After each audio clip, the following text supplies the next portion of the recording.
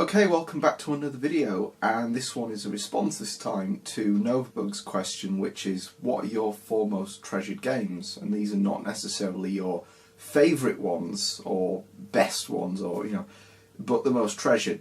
And yeah, I haven't been making many videos recently. I've had a really bad cold, as you could probably tell, but I thought I'd get on with this because these have been sat here for about 3 or 4 days now, and I thought I'd cheer myself up and make a video. So, right. So the 4 games I've chosen, this has been really hard because some games I've chosen an original and a sequel and, to show them together. But here we go. So, the first one is Turrican. So this is my original copy on the Atari ST. There is an Amiga version of this, which is, to be honest, a little better. And there's Turrican 2 as well. Both really great games. These probably came from Macro, if I remember correctly. So I mentioned on the previous video, this is where I used to get a lot of ST games from quite cheap. Yeah, you can see there, ST colour. It's like you get them in black and white. But yeah, Turrican's a game that I played on a demo disc from ST format a long time ago, and the first game that I got was actually Turrican 2, and I played that and I really enjoyed it, but it was always a bit bittersweet for me because I had an Atari STE, and the version of the TOS firmware didn't work very well with Turrican, and it would crash after 1 minute, 10 minutes, 20 minutes. It would just crash, and it did it on the original as well. So I used to play it at my childminder's son's house, which was the Amiga version. But I always treasured having this. So whenever I went to relatives' houses that had Atari STs, I always brought these games to play, and it's such a fantastic game. The game is really a remake or a conversion of a Commodore 64 game, which I haven't really played very much, and I would say that the Amiga one is the one that I've played the most. And you're probably familiar with Turrican. You're running around, it's got great jumping physics, you've got the light gun that you hold the fire button down and you can do like an arc around you, and you've got these special weapons, but the levels are huge. There's just so much to explore in there, and I really enjoyed Turrican 2. However, I then got hold of the original, and slightly more controversially, I prefer this to the sequel. And the reason is, I don't know if it has better music. Maybe. The music's really good on both of them. Chris Hulsbeck did the soundtrack for these and the third one, which is Mega Turrican or Mega Turrican, Turrican 3 or Super Turrican on the SNES, which has got the same soundtrack.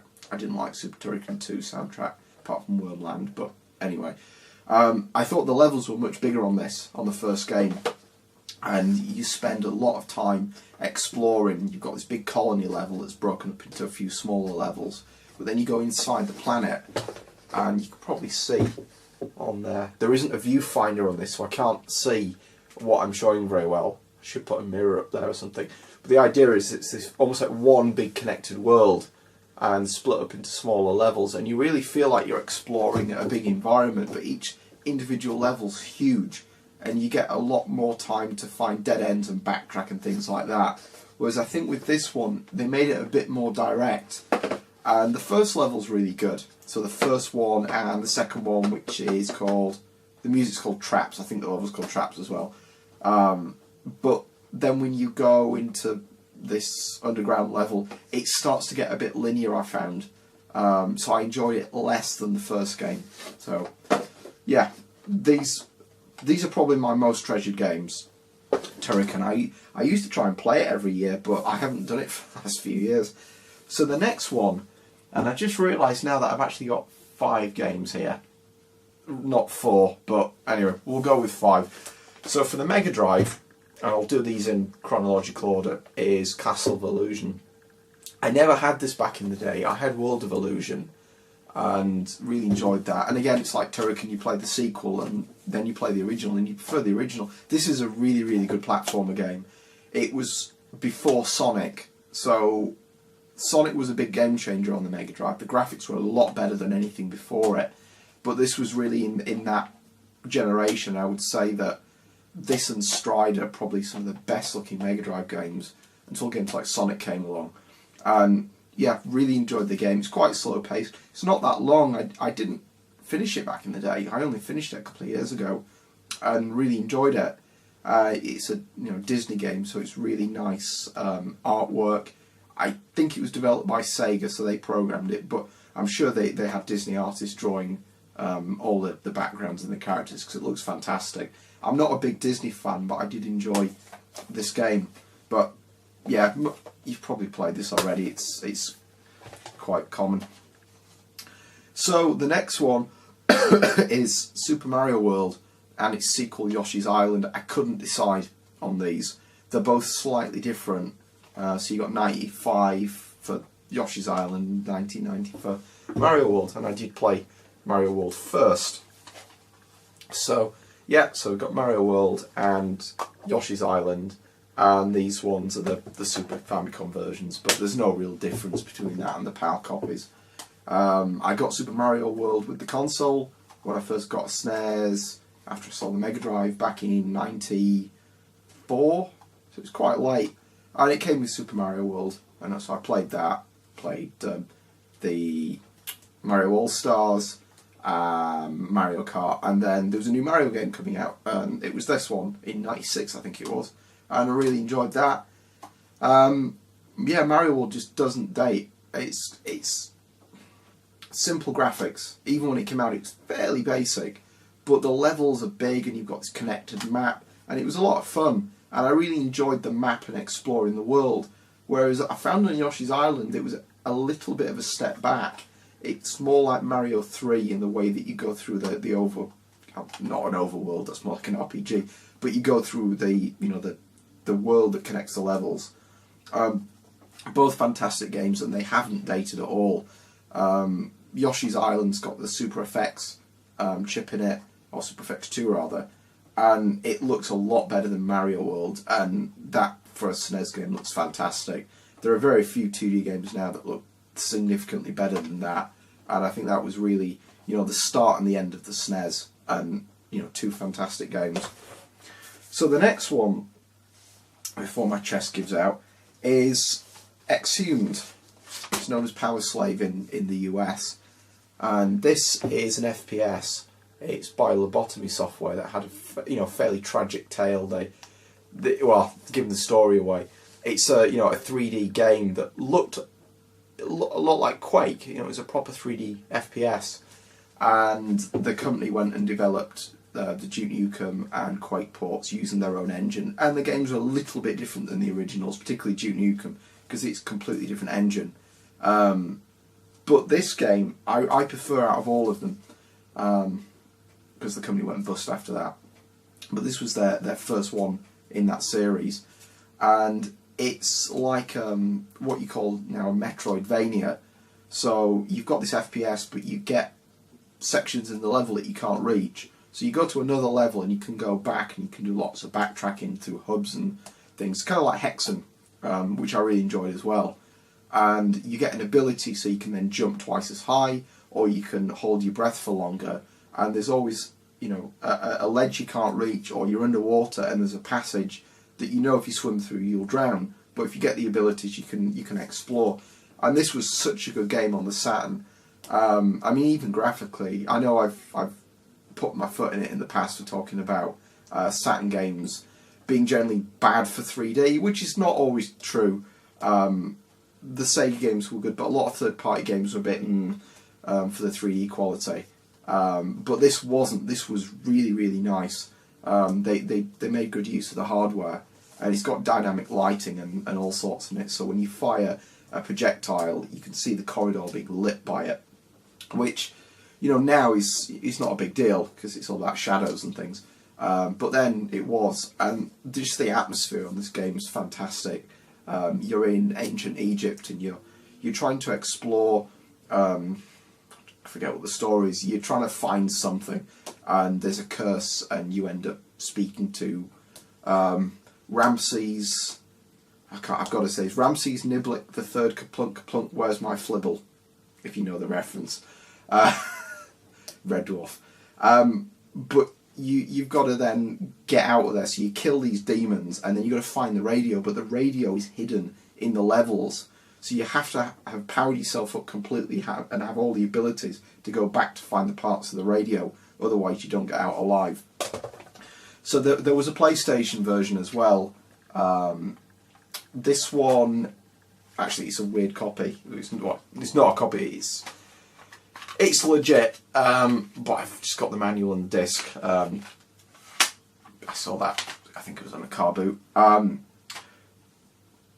The reason I got this one was so that I could play it on the PS3 on the big telly without, using a Saturn on a small TV.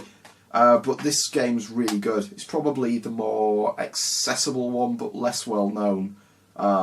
Accessible because you can play it on, PS3 or PS2. There's a few small changes, but nothing major. Frame rate's still really good. They've just changed a few minor bits of the artwork, like the spiders are blue rather than red. Strange choice, but there you go. It's a good game to play. If you see it, I would definitely pick that up. It's a really good FPS. So this one with exploration, so it's not just any. But anyway, this one is different. This is Exhumed on the PC. Now this game isn't the same game. It's a different game. It's made by the same company. It's made by Lobotomy, but it uses the build engine, which is what Duke Nukem uses, and the levels are different. It feels completely different. There's no exploration. It's more like a straight, going through the levels one after the other, kind of like Duke Nukem is.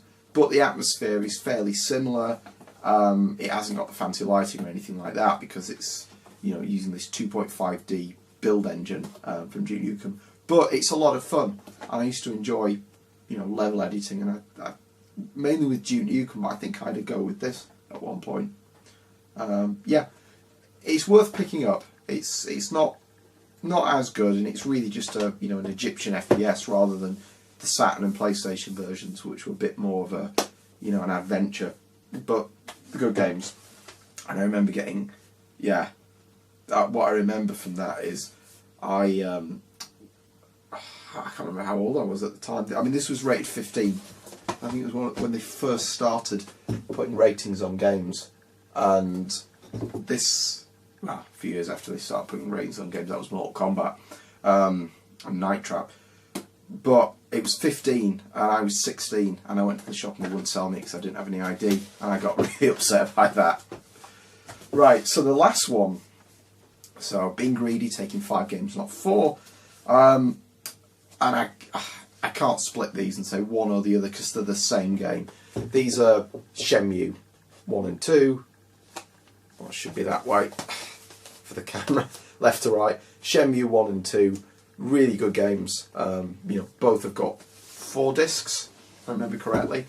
Again, it's just another really good kind of adventure RPG. I mean, graphically, it's so impressive on the Dreamcast. It wasn't, I was going to say it's a late game, but it wasn't really, because the first game came out, I think in 2000 or 99 in Japan. It was late for us, and particularly this one, Shenmue 2, didn't come out in the US, so it's subtitled rather than dubbed, which is good in a way, because it's got all the the Cantonese accents and languages and things, I think. I'm not sure if that actually got in there. The idea was that the game was going to be spoken in the native languages when, not giving it too much of the story away. Ryu goes to Hong Kong. But I'm thinking that must be nonsense, because if the game was in Japanese, it would need to be subtitled for the Japanese. But anyway. But yeah, fantastic games. They look really good for the Dreamcast, really pushing the hardware quite far. And it really just, showed just how good that machine really was. It's a shame there wasn't a PS2 port, because this one, when it came out in the West, and particularly in the US, came out on the Xbox, and Microsoft, bought the, publishing deal, and And that's why I bought the Xbox, because I thought Shenmue 3 was going to come out on that machine, and it never did. And I don't think it ever will, sadly.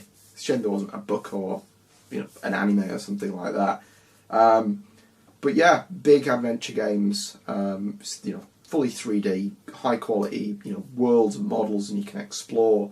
There's a little bit of loading between sections, but nothing too major. And particularly the first one, you're really in a village, in your village, and not giving, try not to give the story away. But you spend a lot of time in that village, and you've got to get a job.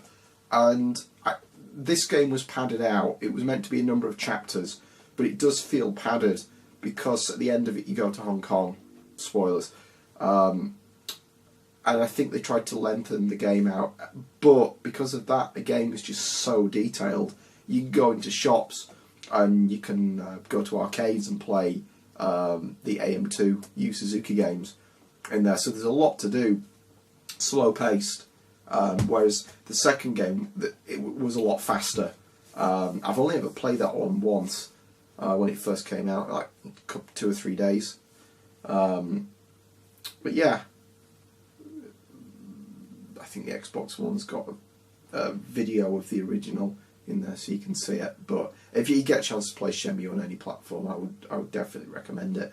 So yeah, so they're really my 5 most treasured games. So Turrican on the Atari and the Amiga, then the Mega Drive and the SNES. So Mario World, fairly obvious choice, and Yoshi's Island, which is Mario World 2, Castle of Illusion, Exhumed on the 32-bit generation. I would say that's my favourite game on that. Certainly my favourite game on the Saturn, I think. Probably change my mind tomorrow, but yeah, that is my most treasured game. And then the PC version, and then we've got Shenmue on the Dreamcast. Fantastic games, and not the longest of games. None of them are particularly long, maybe with the exception of Yoshi's Island. But yeah, I enjoy my time playing those games. Maybe I should go back and play them a bit more. I like to think that there are games that you play annually, and I think these would be fairly strong contenders. So right, I'll leave it there before my chest wheezes even more. Yeah, got a bit of a cold, so I'm starting to feel better now, so hopefully in a couple of days it'll be sorted out. Right, so thanks very much for watching, and thanks to Novabug for such a great question, and hopefully some more videos soon. I've got some ideas for some talky videos, so I've been writing the ideas down. It's just I want to make sure that I can speak a bit better before I start doing those. So thanks for watching, and I'll see you again later.